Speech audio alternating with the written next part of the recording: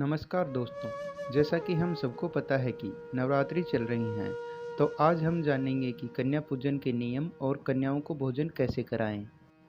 नवरात्रि का आरंभ हो चुका है और भक्तजन पूरे श्रद्धा और भाव से मां भगवती का उपवास कर रहे हैं।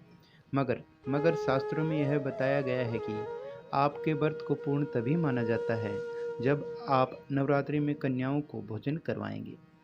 नवरात्रि में कन्या पूजन के लिए हमारे वेदों और पुराणों में कुछ नियम बताए गए हैं। इन नियमों का पालन करते हुए कन्याओं को भोजन करवाना सबसे फलदायी माना गया है। आइए जानते हैं क्या है कन्याओं को भोजन करवाने के नियम।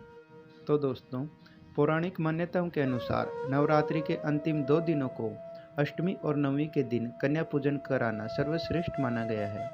दोस्तों, शास्त्रों में बताया गया है कि कन्या पूजन के लिए 2 से 10 वर्ष की कन्याओं को सर्वश्रेष्ठ माना गया है।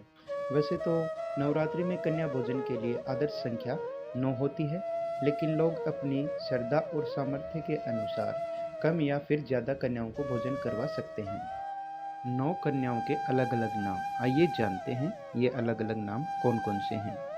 9 कन्याओं को माँ दुर्गा के 9 रूप मानकर पूजा की जाती है और इन सभी के नाम भी अलग अलग होते हैं। तो आइए जानते हैं ये सभी नाम।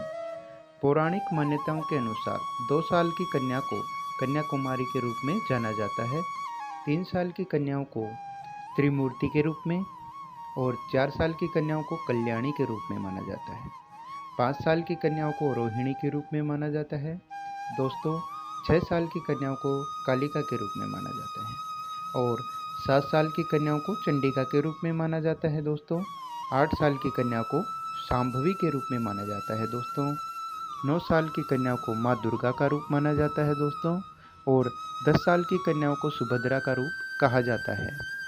देवी पुराण में बताया गया है कि नवरात्रि में माँ भवानी जितना प्रसन्न कन्या भोज से होती हैं, उतना प्रसन्न हवन और दान करने से भी नहीं होती। इस दिन आदर और सत्कार के साथ कन्याओं को अपने घर पर लेके आएं। प्रसाद में कन्याओं को खीर, पूरी, हलवा, चना खिलाना चाहिए और आदरपूर्वक उनके पाँव धोने चाहिए। कन्याओं को भोजन करवाने से पहले उसका भोग माँ दुर्गा को जरूर लगाना चाहिए। 9 कन्याओं के साथ एक बालक भी लंगूरा के रूप में बैठाना चाहिए।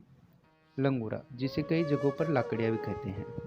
कन्याओं को भरपेट भोजन करवाएं और उसके बाद टीका लगाकर उनको दक्षिणा दें।